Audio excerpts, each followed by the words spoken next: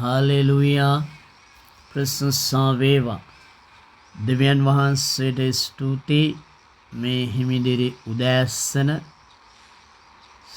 යෙරුසලම තුල අපි ඒකත්වයක් වෙමින් ආත්මයන්න් වහන්සේ කරුණු කොටගෙන අපට මේ උදෑසන දෙන ලද වචනයක් අපි මෙනෙහි කරන්නට යනවා. එම වචනය තමයි ආත්මයට ගෙනාවා වූ සමිඳුන්ගේ වචනය. ඒක මේ විදිහට සඳහන් වෙනවා සුද්ධ ලියවිලි. ධර්මිෂ්ඨයෙක් අමාරුවෙන් ගැලවෙන්නේ. එම වචනේ සඳහන් වන්නේ ධර්මිෂ්ඨයා අමාරුවෙන් ගැලවීම ලබා ගන්න. හලෙලුයා. ඒ සඳහන් වෙනවා 1 පේතෘස් 3:18. ධර්මිෂ්ඨය අමාරුවෙන් ගැලවෙන්නේ නම් අභක්තිකයාද පෞකාරයාද කොතන පෙනේද? හලෙලුයා. හොඳයි. යෙරුසලමේ සමාදාන උදෙසා ආඥා කරන්න දෙවියන් වහන්සේ ඔබට ආශිර්වාද කරනවා. ඔබ දියුණු වෙනවා. හලෙලුයා. අපි ධර්මිෂ්ඨෙක් අමාරුවෙන් ගැලවෙන්නේ කියන පණිවිඩය තමයි බලන්නේ. එහෙනම් ධර්මිෂ්ඨයාට ගැලවීම අවශ්‍යව තිබෙනවා. ධර්මිෂ්ඨයා ගැලවීම ලබන්න ඕනේ. ඔබ අහලා ඇති, ඔබ දන්නවා පෞකාරයන් ගලවන්නට යේසුස් ක්‍රිස්තුස් වහන්සේ මේ ලෝකෙට ආවා. ඉතින් අද දවසේ අස්සන වචනය ඒක ඔබ මවිතයට පුදුමයට පත් කරන දෙයක් බවට පත් වෙනවා. ඒ මන්දයක් ධර්මිෂ්ඨයාට ගැලවීම ලබා ගන්න වෙනවා. ඒ සුද්ධ ලියවිල්ලෙන් කියනවා නම් ඔබ බැලුවොත් ආබ්‍රහම් සමග සිටිය ලොත් සොදොම ගොමෝරාවට ගියා. ආබ්‍රහම්ගේ මැදහත්කාරකමට ධර්මිෂ්ඨයෙක් වූ ලොත් ගැලවූසෙක් නම් කියලා ලියවිල්ලේ ලියවී තිබෙනවා. ආබ්‍රහම්ගේ මැදහත්කාරකමට ධර්මිෂ්ඨ වූ ලොත් ගැලවූසෙක් නම් කියලා. මැදහත්කාරකම් කරේ එතකොට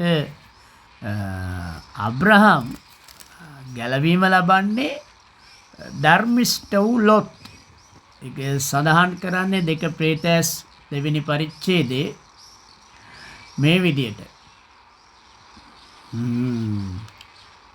7-8-9 බැලුවොත් දුෂ්ටයන්ගේ සල්ලාල ජීවිතයේ කරුණු කොටගෙන තද පීඩාවට පැමිණියා ඌද ඔවුන් අතරේ වසමින් ඔවුන්ගේ අයිතු ක්‍රියාවන් දවසින් දවස දැකීමෙනුත් ඇසීමෙනුත් තමාගේ ධර්මිෂ්ඨ ආත්මයට දැඩි දුක් පමුණවා ගත්තා වූ ධර්මිෂ්ඨ වූ ලොත් ගැලවූසෙක් නම් භක්තිවන්තයන් පරීක්ෂාවෙන් ගලවන්ටත් අධර්මිෂ්ඨයන් ප්‍රදාන කොට කිලුටුකමේ තෘෂ්ණාවෙන් මාංශය අනුව හැසිරෙන්නා වූ අධිපතිකමට අපහාස කරන්නා වූ අය දඬුවම යටතේ විනිශ්චය දවස දක්වා තබන්ට ස්වාමින් වහන්සේ දන්නාසේක.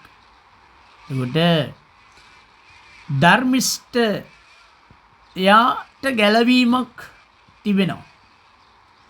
එසේනම් එතන අපි බයිබලයේ බැලුවොතින් සඳහන් වෙනවා දවසින් දවස මේ ඒ සොඳම ගොමෝරාවේ ඉන්නකොට දුෂ්ටයන්ගේ සල්ලාල ජීවිතය දවසින් දවස දකිමින් ඒ දුෂ්ටයන්ගේ දේවල් ඇසෙනකොට ඔවුන් අතරේ ඉන්නකොට ඔවුන්ගේ අයිතු ක්‍රියාවල් දවසින් දවස දැකීමෙනුත් ඇසීමෙනුත් ධර්මිෂ්ඨයාගේ ආත්මය දුකට වේදනාවට පත් වෙනවා.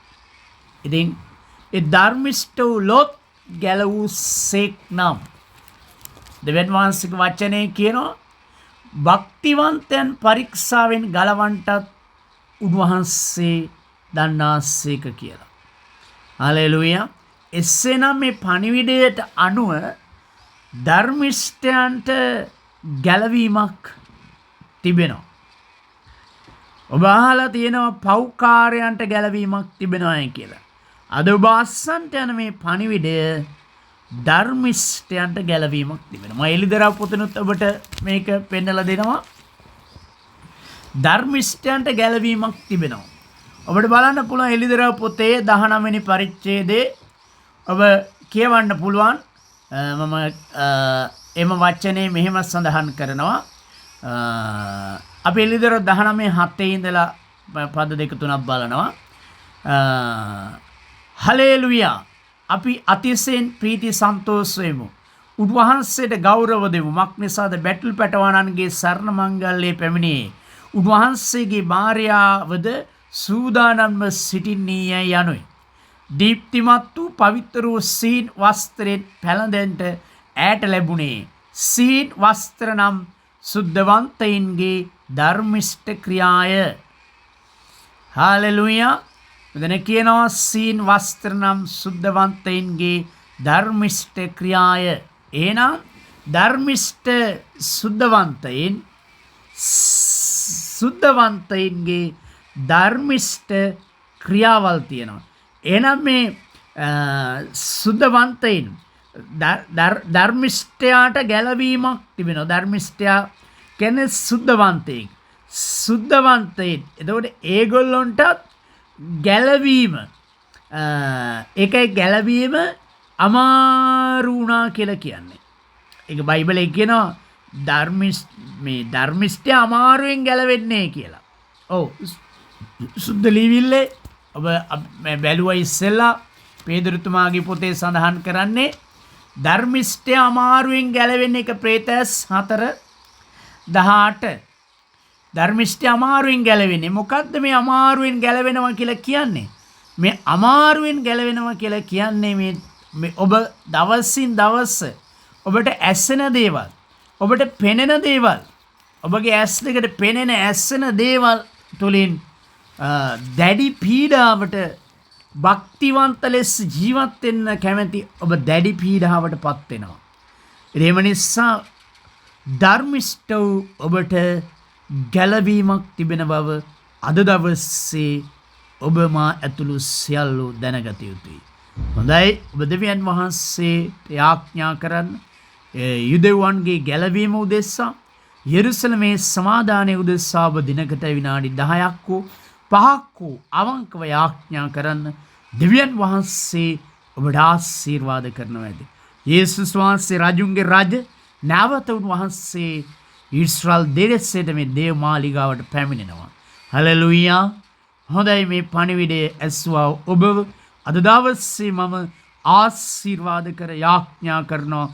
යෙරුසලම තුල සුදුතුන් කරුණකටගෙන ඒකත්වයක් වෙමින් ආත්මයන්න් කරුණකටගෙන ඔබගේ ආත්මය සපලවනසේ ස්වර්ගීය යෙරුසලමද පොළොවේ යෙරුසලමද ආත්මයන්න් වහන්සේද සභාව තුළ ඒකත්වයක් වෙමින් ඔබගේ ජීවිතය අද ආත්මය සපලවනසේ සියල්ලෙහි සපල වී සුවසේ සිටින්නට ආශිර්වාද කරමි.